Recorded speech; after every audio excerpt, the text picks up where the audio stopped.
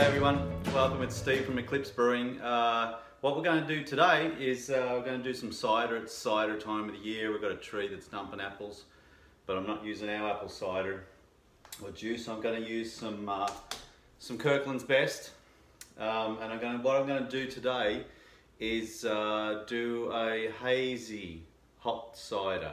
I'm going for that big juicy hazy like a New England IPA style, but we're going to do it in a cider. I'm just a little bit of a screw around there a little while ago with some hop cider, and I really liked it. And now I got some leftover hops and things like that, so I'm going to give it a go and let's see how it turns out. All right, so what we're going to do, well, I'm going to do, let's go 4 gallons of good apple juice, and with the only ingredient being apple juice, which is very important. So what we're going to do, add to that initially off the bat, I'm going to boil 250 grams of lactose in half a cup of water, and I'm going to add that into the juice initially before I even put any yeast into it. I'm going to put some yeast nutrient into it. I'm going to put a tablespoon of yeast nutrient. And then I'm going to go through the normal fermentation. I'm going to put it in at 65 and I'm going to let it rise up to 70 by itself. The yeast I'm going to use is I'm going to use the Bavarian. So, and this is Imperial. I've got a couple of different yeasts I like. They've got the juicy, the A38, like a New England style, and then this one's another fruity. This one leans towards the fruitier side rather than the citrusy side. For me anyway, personally, that's what I feel. So I'm going to use this. And another thing I like about this, other than a cider yeast or, so I'm going for a sweet, obviously, not so dry, is the cider yeast, they dry it right out. So I'm going to go with this one, and hopefully it'll sort of come down and hover it at like 10-10 or somewhere around there. It won't take it right down to a really dry cider, because it's not what I'm after in this cider. I'm going for like a juicy, it's an experiment and I like to experiment at the moment. So hop schedule is, I was lucky enough to obtain a bunch of these experimental hops. So I've got 2 ounces of this experimental hop, and this is let me read the number out. It's the XO 6297 experimental, and hopsteiner.com have got a bunch of these different things that they make. This one in particular, the flavors that it produces are orange, vanilla, and tropical. So, and that's pretty much what I'm going to do with this one. It's orange, vanilla, tropical style, not the citrusy style. I'm after the pineapple, the mango-y, that style effect in the apple juice itself. So these will go in at full kreuzen, similar to a New England or, you know, that hazy effect IPA. Then I'm going to leave them in 4 days, and then when it starts to get down, terminal gravity's gone half, I'm going to put in 1 ounce of Mosaic and then 1 ounce of Galaxy. Hopefully get some of that pineapple-y, you know, the Mosaic's beautiful smell anyway, and then hopefully some of this will stick around into the end product. And then I'm going to bottle it. This one I'll bottle it and carb it. Actually no, might put this one in the keg. I'm making it up as I go, so it could go either way. Alright, so what I'm going to start doing is combining all this into the fermenter and chuck it in the fermenter, and I'll probably snip it back with a little few bits and pieces as we go. So come along for the joy of the ride, subscribe, and then you'll hit the updates, and see you back soon. Righto, so I've just boiled the lactose in the water, and then I've also put the yeast nutrient in there as well, just to help dilute it all down before I add it into the juice.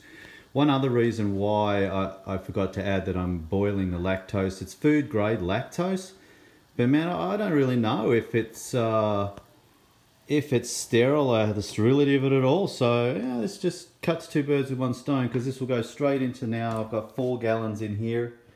It'll go straight into there, and then I'm going to let it all put in the fermentation chamber with my Imperial yeast, with my Bavarian, and let's see. Hopefully it starts to bubble sooner rather than later, and then I'm going to put the tilt hydrometer in there as well, so I'll be able to track the progress of it fermenting down as well, and then I'll make sure I get the hops in at the right time, and we'll go from there. The starting gravity, just for reference, is 1053, so it's not a bad start for a hard cider. It's not going to be hugely alcoholic, but that's not what I'm going for here.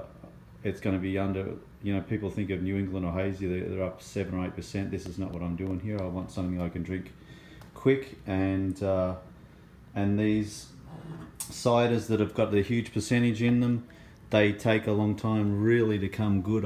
Mine do anyway, if they've got the high alcohol percentage. So hopefully this one will be an easy drinker really quick. Alright, so let's get into this. Oh God, can't wait. Okay, so it's 36 hours in, and we've gone from 10:0523-ish down to 10:41. Just opened up the top here, definitely got full Kreuzen here, and well, as full Kreuzen as I've ever seen in a cider anyway. This Bavarian yeast looks like it's munching away down there. It's doing really, really well. Got the blow off tube going down to the side here. So I've got 2 ounces of this hop, XO6297 experimental from Hopstoner. It's orange, vanilla and tropical. I did put a bit in a tea, and very, very promising. Tastes really cool. I think it's going to be cool in this cider, but you know, maybe a huge flop or a big success. But let's do a hazy cider. So, and I've got a shot glass in there too to hold it down. It's all sanitized obviously. So 2 ounces going in now. Oh look out, this is going to be cool. All right, so now from here on in, I'm gonna, you know, like gonna rack it off into a secondary, clean it up a little bit, and then I'm going to put another like 3 ounces in, and I will cross back to then, and that's a different hop again. But well underway on this hazy hop cider experiment. Hubble bubble toil and trouble, cider bubbles, yeah, you know. Anyway, all right. Laters. Okay, we're 8 days in on the hoppy cider. I've just taken the first bag of those experimental hops out, and I've just replaced them with another bag, and in the second dry hop, this will be the last, is an ounce of Citra, an ounce of Mosaic, and an ounce of Galaxy. And already it's like a huge, like fruit, like a tropical fruit though, pineapple-y, papaya, maybe mango-y, maybe blood orange, like a sweet orange. It smells amazing at the moment anyway. So I'm going to take a little time. I'm going to put this lid back on and put it in there. It's fermented down, right down at the moment. It's sitting on 10:04, so it's a little bit lower than I thought it was going to go, but hey, let's go for it. All right, see you at the tasting. Hey everybody, okay, so I've finally got to the end of this New England style hazy hop cider. I've already tasted it. I've got to tell you, I'm blown away by how good this is. So I actually saw another one on the market for the first time today, so I thought I'd better get this on here. But I think this is going to be something that takes off. Obviously, there's a lot of hops involved, so it's not as cheap as a normal cider, but this is how it's turned out. It's only been actually in the keg for 2 days, but it's carved up really well. And I originally tried it when I first put it in the keg, and I wasn't very happy. It was very grassy, earthy. It tasted like Riesling, which, no, don't get me wrong, I like Riesling, but I don't like Riesling when I'm trying to do a nice fruity, like a, you know, juicy hop cider. A little bit of dank I don't mind, but that was stank, not dank. But 2 days later now, I've got to tell you, the smell that comes from it, I can smell pineapple, I can smell like passion fruit, definitely fruits, definitely. The haziness is beautiful, it's picturesque, and you know, I haven't got a big knowledge or a background with ciders. I've done a few. I've done the cranberry one, and then I did a normal apple, and then I did a hop cider, and that was the Citra hop cider. Well, this thing isn't even in the ball. This blows that Citra cider away like you wouldn't believe. It's amazing. Let me have a taste, and I'll try and describe what I feel. So it came out at 6.5%. There's no booziness to it at all, and so it went down to 10.02, so way lower than I thought it would because I used the Bavarian yeast. No lacto, you cannot taste the lacto, and I screwed my measurements up. That's the Australian in me. It's still like metric, and anyway, so I only put 4 ounces in the end, which is good because I was worried about that grapefruit. I hate the grapefruit taste with all the hops. So yeah, the hop schedule again. So originally I put this experimental hop in. You can buy this now. It's released to the market. I can definitely, there's a little bit of vanilla in there, but lots and lots of tropical. A tiny little bit of the orange too. It's like on the back end you can get that little orange sweetness, but you know, not sweet at all.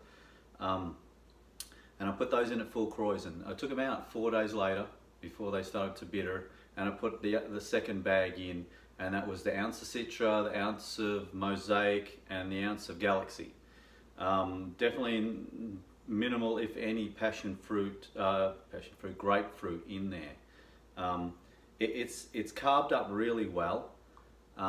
It's only been in the keg 2 days, but it's carved up really well, and it seems to hold a head just from the little movement that I got going on now.